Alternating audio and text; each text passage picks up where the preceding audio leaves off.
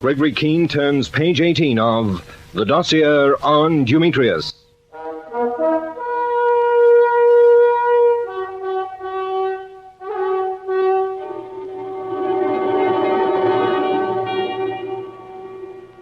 The Red Feathers Club was one of those places you find dotted about London. Good food, good wines, and pretty girls with music imported strictly from across the Atlantic. And often they're only a front for other, shadier doings. I'd had a long yarn with Digby Mitchell, you remember, and going on what I learned from him, it looked as though we'd been very much taken in by Miss Hedy Bergner. Oh, there was nothing definite, only good grounds for suspicion. She'd gone out of her way to get Hank Godowsky's address at North Old Aerodrome, and she'd made that arrangement to meet Ridgway in the Underground the night they tried to do him in. Hedy herself said Gloucester Road. Mitchell said the arrangement was for Hyde Park Corner. So someone was either stupid or lying. But it was inconceivable that Hedy should have been mixed up with Dumetrius. It was absolutely fantastic. I tried to find out from Tony Marzotti, the fellow who runs the Red Feathers, how Ridgway got into Hedy's dressing room that night.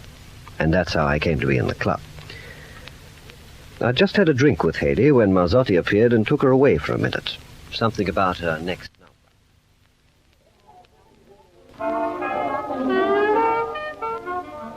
Sorry, I have to run away, Keene.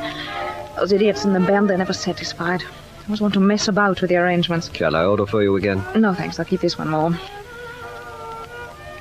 What were you saying about Digby Mitchell just as I left you? Only that I'd seen him and had a long talk. But it was the way you said it. Do tell me, Keene, what's on your mind? What are you doing tomorrow? Nothing in particular. Will you be up and about by 11:30? I could be. Good. Cutts will call for you in a car at 11:30 sharp. Well, there's nothing I'd like more than to go driving all over London with Cutts, but where does he take me and why? Our place on the Embankment. Why? Oh, I don't want to worry you, but there are one or two points about Mitchell, Ridgway, and you that we simply have to clear up. About Dumetrius, the man on the plane? Mm-hmm. About the man on the plane. Oh. And suppose I refuse to come. I don't like being treated like a criminal. No one's treating you like a criminal. Oh, Keene, what's the matter? I thought you liked me. What did Mitchell tell you? No, I don't care what it was. It must have been lies, or you're putting a wrong construction on something. Do tell me. Tomorrow. And for tonight, I'll wait here till you're free and drive you home. You'll do nothing of the kind, thanks. Why not? I accepted before because I thought... Well, you know what I thought. But you're not driving me home tonight. Why? What other arrangements have you made, Hedy? I'd rather walk home if you're going to be like this. Now, don't let's argue. I'm driving you home. Oh, look, I think Marzotti is trying to catch your eye. It's time for my last number. So I gathered from his pointing to the watch act. Don't forget, I'll be waiting. All right, then. Wait. I'm hanged if I can figure you out, Hedy. If it is an act, it's a good one. Oh, where's that phone? Better ring Frayne at the yard, see how they're getting on at her flat. Hello, Frayne. How'd you get on? Oh, no, you could scarcely expect her to leave the place stuffed with incriminating letters or anything. Quite. Have they finished putting the tap on her phone? I insisted on driving her home so I could keep her away from the place where you needed more time. Yes, that's right. If she leaves her flat tonight, Cutts will tail her, and your chaps can take over in the morning. Oh, you're perfectly right there. As a matter of fact, I sincerely hope we're wrong about her. In fact, I'm almost positive we are. All right. Goodbye. If we're wrong about Hedy, we must be right about Ridgway and Mitchell. Can't have it both ways. We only know one thing for sure. Dumetrius has the inside running some.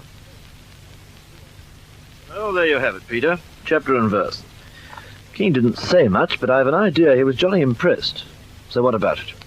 Gregory Keene can go to the devil. Well, I think you're making a mistake. You didn't see the frame they hung round my neck that night in Bailey's Hotel. There I was, the room in a shambles, Godowsky dead, blood all over the front of my dressing gown, and the knife in my hand. It's already done well for Keene to turn round and change his tune just because some character dressed as an old woman tried to shove me under an inner circle train. Well, not only because of that, old man. Because of what I was able to tell him about Haiti. But what does it amount to? It amounts to plenty. Deuce it does.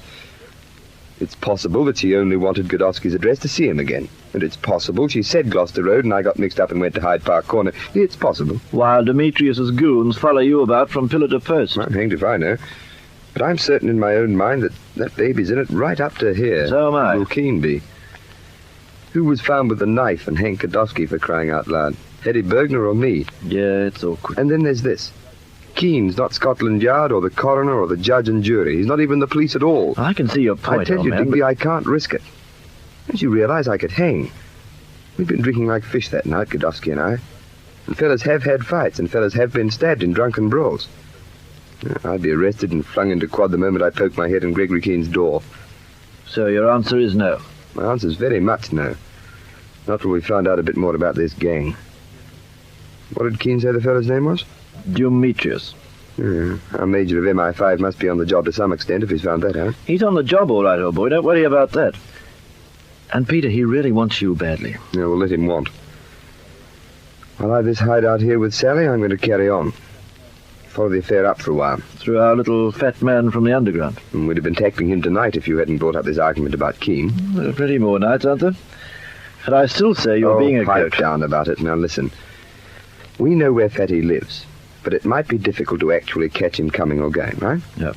And it might be even more difficult getting him somewhere nice and quiet where we can have that little pry into his business. All right, so what? I have a better idea. Perhaps it won't be necessary to get tough with little Fatty at all. This character, Dumetrius, must have a headquarters, and if Fatty's one of the gang, why shouldn't we let him lead us to it?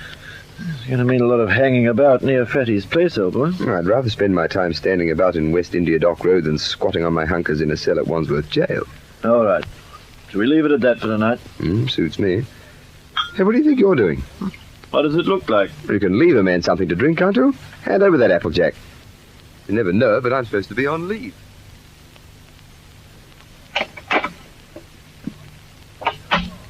Tony, listen. Uh-huh.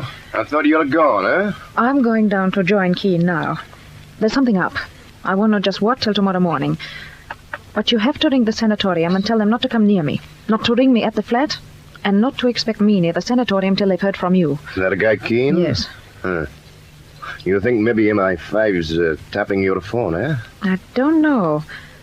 But Keene's got something on his mind, and we can't possibly take the risk. Uh-huh. Maybe the boss changed his mind for him tonight, eh? We still can't take any risk till I've been to the embankment tomorrow. Now, don't you worry, Hetty. Leave it to me. I'm going to the sanatorium tonight myself. I'll be waiting there for the Dumetrius when you get back from attending to Major Keene. Tell you something, Hetty. You see this? I can't wait while you wave paper knives at me, Tony. I'd like to stick this into Mr. Keene some day. Well, maybe you'll get your chance. Yeah, maybe. Before I go, have you heard from him tonight? Dumetrius? Yes. Everything's fixed. As soon as it's finished with and parked somewhere, Bookman reports his car stolen. Now, you better get along. You don't want to keep him waiting. Gregory Keene? Oh, let him wait. I don't mean Keene. But let me tell you something, Eddie. This Major Keene, he's a nice-looking guy. The boss wouldn't like it if you were seeing too much of him. Oh, don't make me laugh, Marzotti. And don't forget what I said. Forget? I don't forget a thing, Harry. Not a thing. So long. No. Not a one.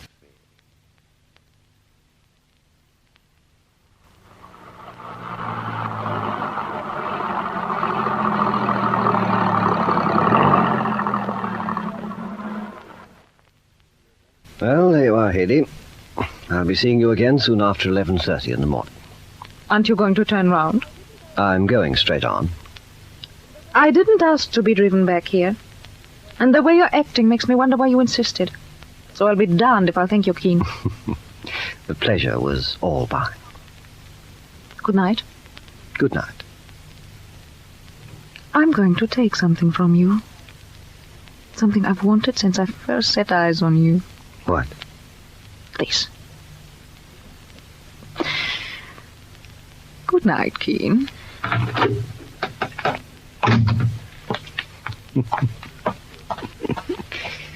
Well, what was that, Haydee? The kiss of death. What's this? Car coming faster.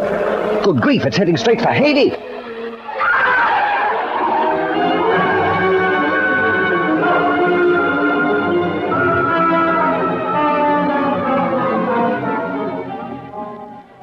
I can see it now. I can see myself sitting behind the wheel of my car. I can see Haydee walking across the street. I can see Cutts come running out of the shadows with the Luger in his hand, and I can hear the crescendo roar of the other car coming in first, then second, wide open. Dumetrius was playing for keeps. He came far too close for comfort that night. It was a long time before I was so close to him again.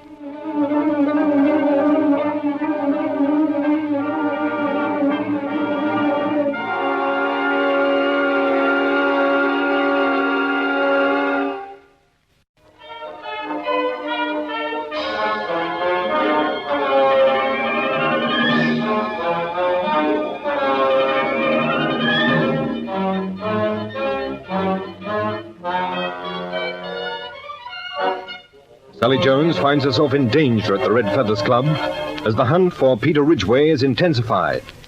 In the next chapter of this suspenseful story, Dossier on Dumetrius.